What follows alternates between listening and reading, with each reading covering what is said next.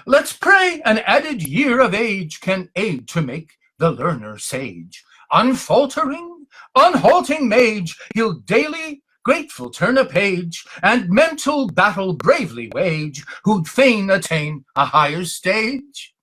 No iron bars the mind in cage, though hours fly and powers rage, love's trusting heart will wisdom gauge.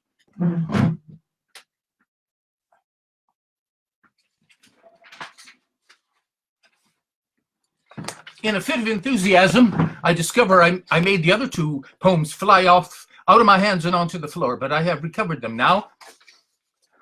Last year, when I turned a mere 75, here's what I had to sing. Dear Facebook near friends, with affection the fondest I register thanks, who beyond the beyondest am carried to lands, while enchanting a spell is cast, where in gladness the amphibracs dwell. The sugar counts low, and the book sales, if higher they yet might arise, the awaiting inspire with pleasant portrayal of what may occur, should fortune with favor and grace not demur.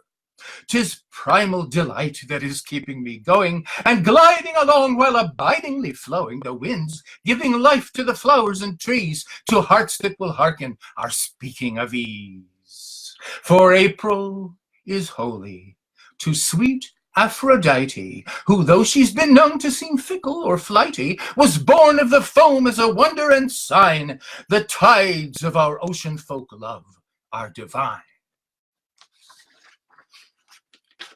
Lastly, we proceed to today's birdsong, word song, for the 76th birthday, which I call my Spirit of 76 Day, and my Day of Independence, and the time of our liberty.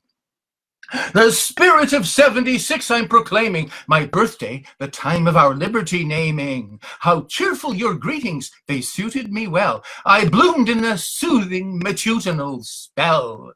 The day's moving on, every message I savor. Dear friends, you have done me the splendidest favor. Each voice that I hear has confirmed what I feel, rejoicing in bird song, the vernal ideal.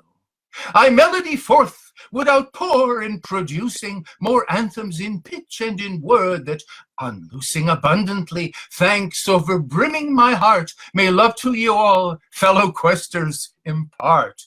To birds by the soul of a David related, to spring would I sing with a spirit unsated, the summer to song, and in autumn the aum, to winter bring vigor along with the calm.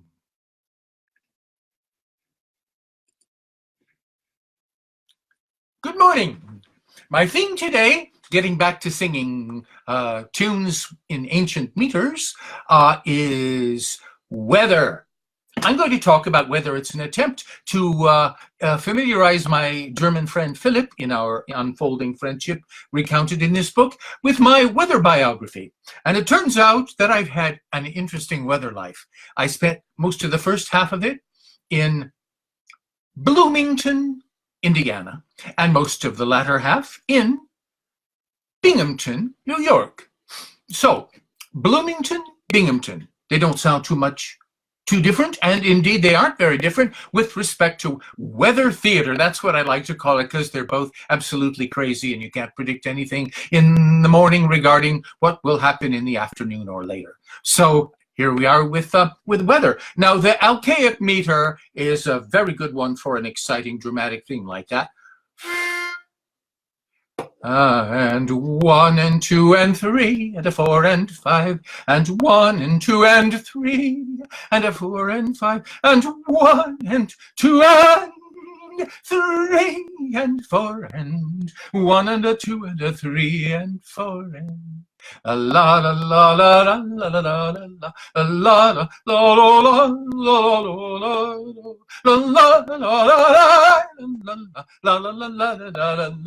la. Then Binghamton, a zanier weather zone, you'll rarely find the valley enclosing air, well wetted by the merging rivers, confluent right in the downtown district. Shenango, Susquehanna, to ensure the air is mainly damp, but the waters flood at times, the shoreline houses drowning, highly disheartening all the damage. Yet whirling of the winds by the hills entrapped, mid haze and cloud and altering shade, can make by outlined rays on downy background wonder arousing a sudden glory.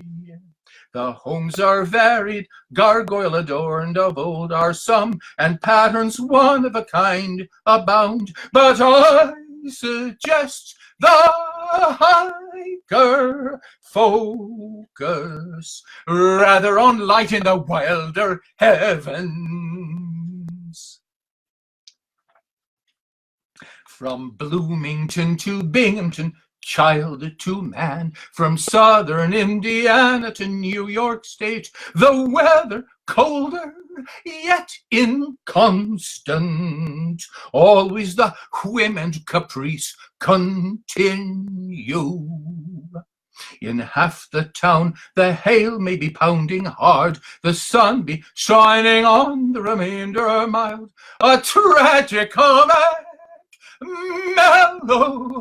melodrama, sudden a downpour and soon departing.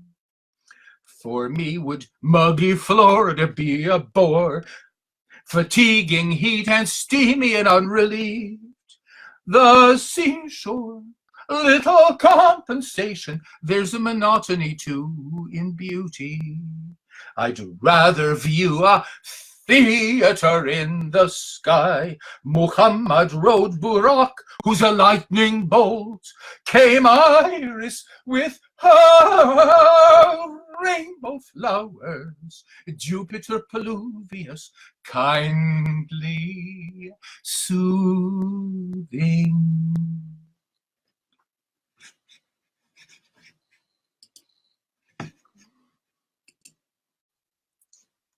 Well, just as last time, my theme was weather.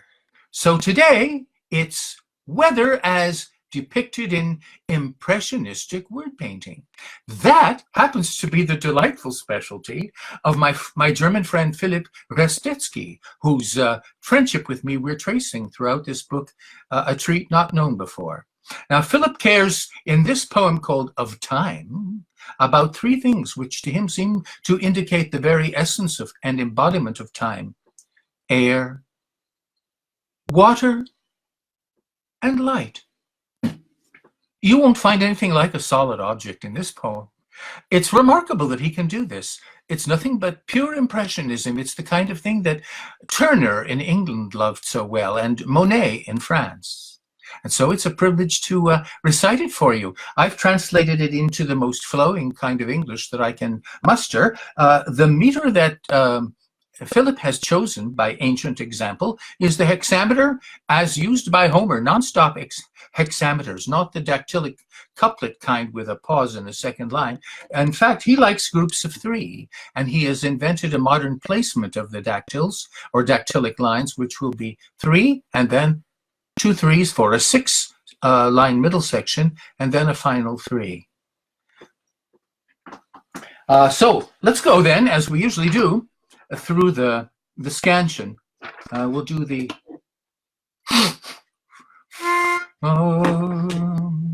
1 and a 2 and a 3 and a 4 and a 5 and a 6 and 1 and a 2 and a 3 and a 4 and a 5 and a 6 and 1 and a 2 and a 3 and a 4 and a 5 and a 6 and la la la la la la la la la la la la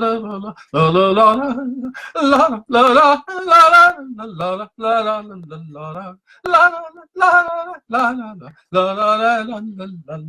la. Holy your head in the hem to immerse and to tremble, a wave stream, current of air to inhale, when the lung will is thirstily yearning, soft bluing, promised to feel, being loosened in breath over ocean. Slowly the sun had unveiled as a window the dew-covered morning. Eyes with eternity favored, the fleeing, the whiteness, the flaming, laid on the blue to replace what the cloud gave, the memory of water. Shadows are gathering now on the banks of the leaves, growing heated, deep near the nourishing stem, while the air is becoming a wasteland, burning with color. We're mindful of time disappearing, consuming, perishing, calm in becoming, when all in a breath flows together, nothing but body again, redissolving in currents of air breath. Here is the meaning of time for our longing, unending, remelding.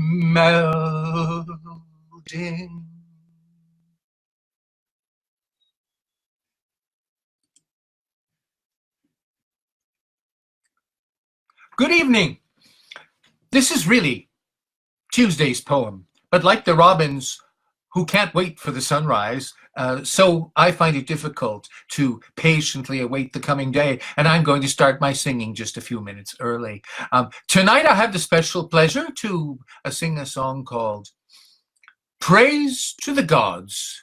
It's again by my friend Philipp Restetzki in Germany, and I have translated it into English, faithful to the form he used. That form is the sapphic. I'll tell you first of all, though, what happens in the poem. First, we praise Apollo, the god of the sun, of the springtime, of clarity and reason and lyrical order, and of songs on the lyre. And then comes the god whom Philip calls Bromios, one of his other names, more commonly called Dionysus, the god of darkness and fertility, of wine and of passion. And then he introduces the third character in the poem, who is the present-day poet.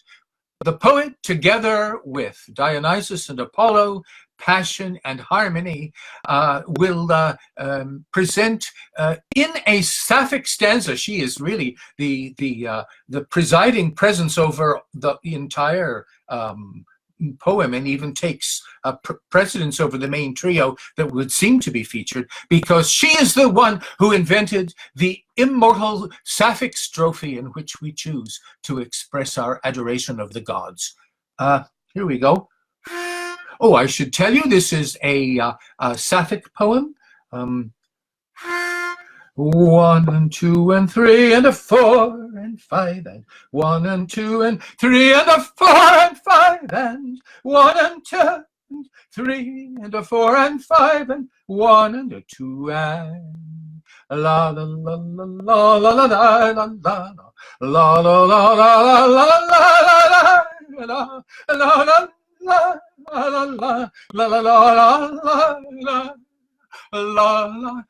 la la.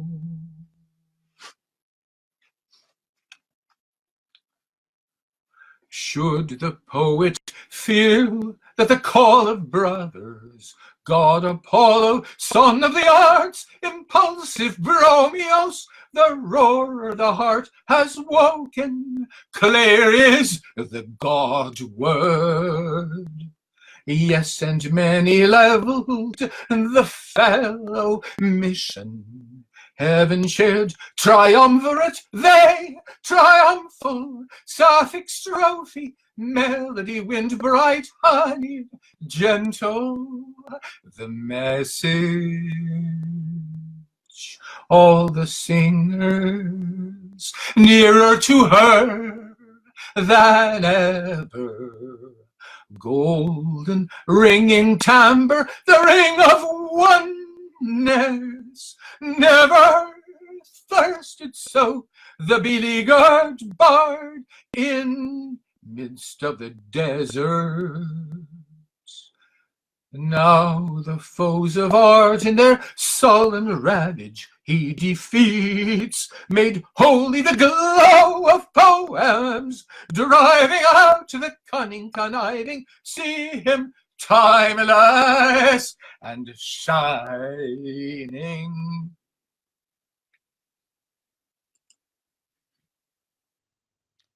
Hello. In a little bit of a change from the bilingual book songs that I've been singing lately, from a treat not known before that I co-wrote with Philipp Restetzki, I am going to sing you a different kind of song today. I have set it to an anonymous public domain tune from the time of Shakespeare, which is often used to sing his poem, Who is Sylvia? They go very well together, but we don't know if they actually were sung as one unit during Shakespeare's lifetime. But I'll show you what it sounds like and why I was attracted to the tune. Here's a nice pitch. Who is Sylvia? What is she? That all our swains commend her. Holy, fair, and wise is she. The heaven such grace doth lend her, that she might admired be. Then is she kind as she is fair, for beauty lives with kindness. Love doth to her eyes repair, to help him of his blindness, and being loved inhabits there. Then to Sylvia let us sing, for Sylvia is excelling.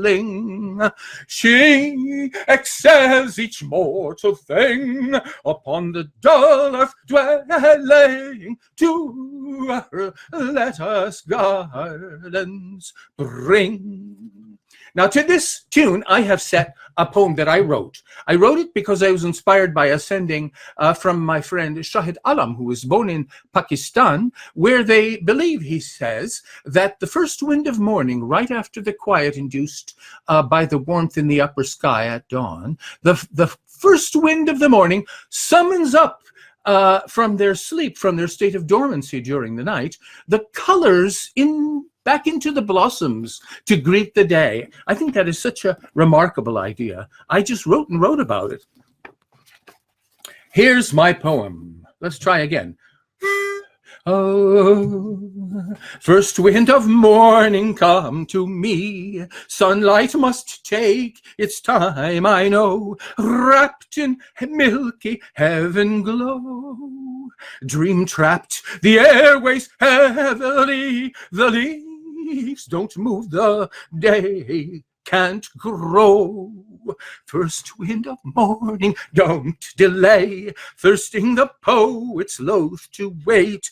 Now slows the time when life is late. Take, let me beg your veil away. Let woken soul shine roseate. First wind of morning, early rays gleaming. Let buds foresee their fate, that in blooms will jubilate. Each one made free and fragrant praise the grand end of their enchanted state.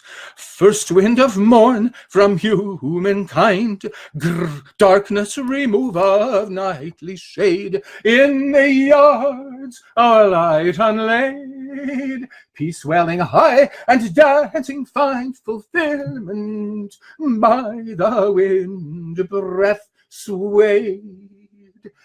First wind of morn, who herald light, radiant pinions wide extend.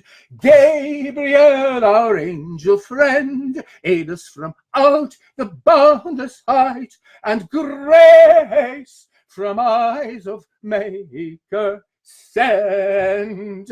First wind of morn, your loving hands onto the cheeks of worried world lay. Our care away be hurled. Let the unseen who understands reveal his name in impearled.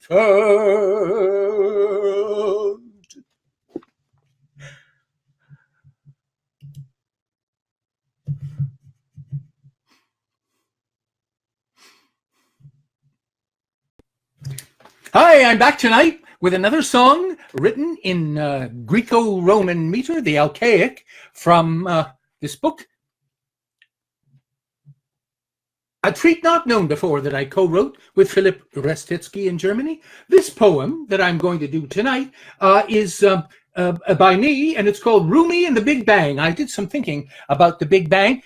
What you have is a mysterious center that explodes, and we are the fiery residue.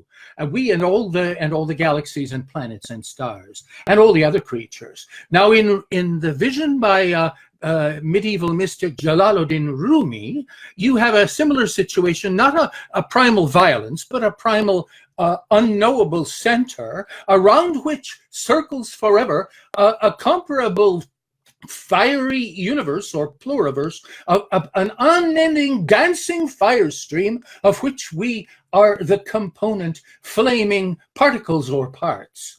So what I did is I took step 3 and asked myself, maybe I can be likewise a kind of mysterious center, not necessarily exploding, but at least externalizing a considerable bit of fireworks. In thinking up an interesting tune for a very rarely heard ancient meter may help contribute to that. Certainly it is my hope. Here then is the rhythm. Let me get the nice pitch. La la la la la la la la la la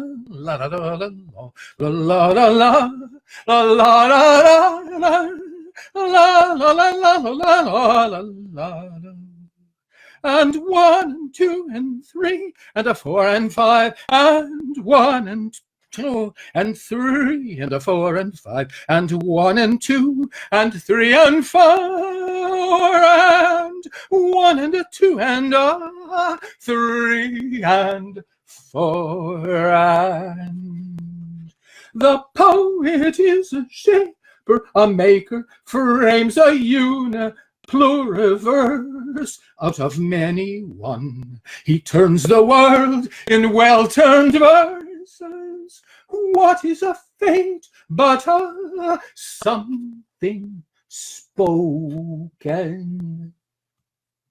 The word which the beginning had heard a whirl might best be called a circling and swelling flame, from which we stardust particles had burst to be words and create them hymning.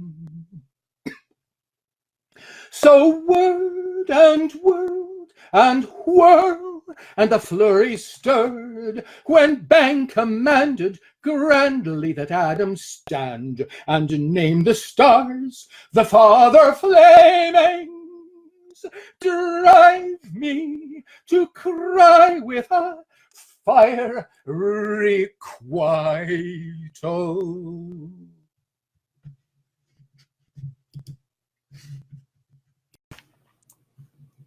Well, ladies and gentlemen, I'm back with another poem in an ancient meter with a freshly invented ancient style melody to go with it. My poem tonight is called World Equals Horizon. And I have in mind the basic concept of what's called phenomenology in philosophy. I love this concept. The whole philosophy is based on the idea, one single idea, and that is the idea of world. And what's a world? It's a situation with a horizon. You could live in several worlds with varied horizons, but everybody lives in at least one. You can't help but see a horizon somewhere if you look, because a horizon is nothing but a guiding point for change, and we're bound to change anyway. We live in time. Time changes, and time changes us. So you have to be traveling, and we're called animals. That is, we got to be animated. It's our nature, and we might as well just decide where we're going. We could go in several directions at different times. That is, selecting alternate horizons. But once we have a horizon, we make something of our world by heading toward that place, which we will never reach. But of course, the wandering is endless. The wandering is more important than the goal, yet it doesn't mean anything without a goal. So, world is horizon. That's my poem. And I'm going to write it in the Ovidian dactylic distic hexameter. Hexameter means we'll have 6 beats in a line. Distic is a couplet, so they'll be in 2-line units. Ovidian, because Ovid made the form popular in ancient Rome. And the dactyl, it's dactylic because the form of this syllable count unit is la la la. Strong, weak, weak. That's it. Now, I'll just give you a sample, reading it from the music that I've written down for the song. Let's get a nice pitch, huh? 1 and a 2 and a 3 and a 4 and a 5 and a 6 and 1 and a 2 and a 3, 4 and a 5 and a 6, 1 and a 2 and a 3 and a 4 and a 5 and a 6 and 1 and a 2 and a 3, 4 and a 5 and a 6, 1 and a 2 and a 3 and a 4 and a 5 and a 6 and 1 and a 2 and a 3, 4 and a 5 and a 6, 1 and a 2 and a 3 and a 4 and a 5 and a 6 and 1 and a 2 and a 3, 4 and a 5 and a 6. What is a world? A surrounding that features a moving horizon. Try an adventure, one step, then will the borderline change. Study the moments of life as a god might have done who had planned them, offering wandering men, altering altars of awe. Cells in your body renew and replenish the ones that were taken. Neurons will ganglion toss, bridge to a light that expands. What is the present if billions of years have gone by since Orion issued the fires that will be mirrored in eyes of a child? Poet of whirlwind, I want to repose the old Jovian queries. Hippo, behemoth, and wild mighty Leviathan rise, noting the winter is past and the reign of our April. The flowers freshly appear on the earth. Melody climbs at the dawn. Now is the voice of the turtle dove heard in the land with rejoicing. Come, the horizons are wide, travel wherever you will. Now is the voice of the turtle dove heard in the land with rejoicing. Come, the horizons are wide, travel wherever you will.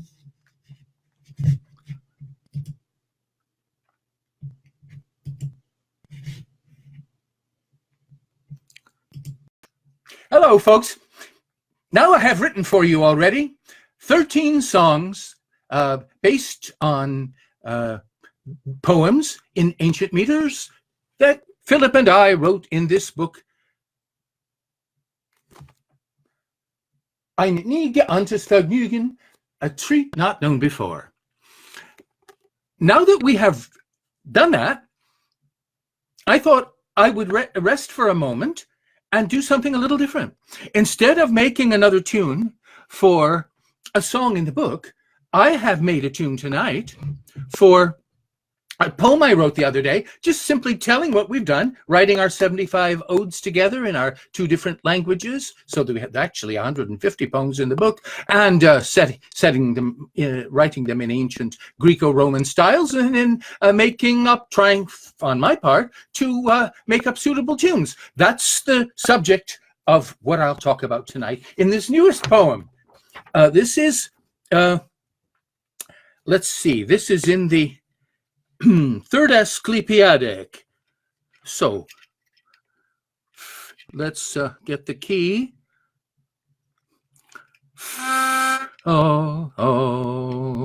Long. 1 and 2 and a 3, 4 and a 5 and 6. 1 and 2 and a 3, 4 and a 5 and 6. 1 and 2 and a 3 and 1 and 2 and a 3 and 4. La la la la la la la la la la la la la la la la la la. La la la la la la la la la la la la la.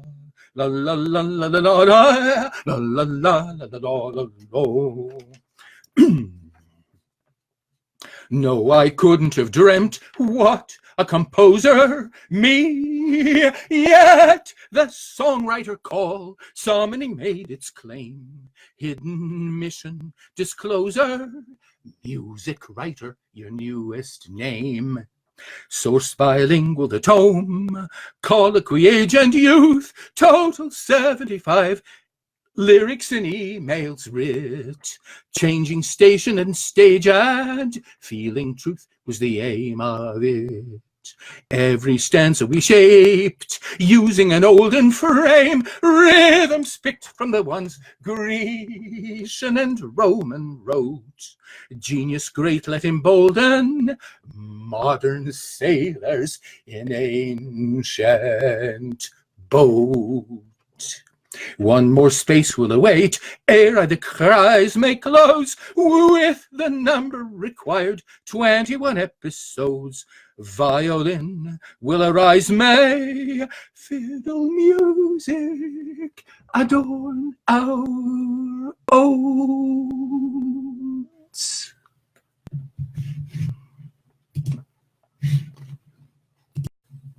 Greetings. I thought I would have a good time, and so would you, if I close out cycle 6 today with session 21 by playing for you, as indeed I think I already predicted I would do, just a little brief medley of the tunes I composed to go with the ancient meters of the poems I wrote for you.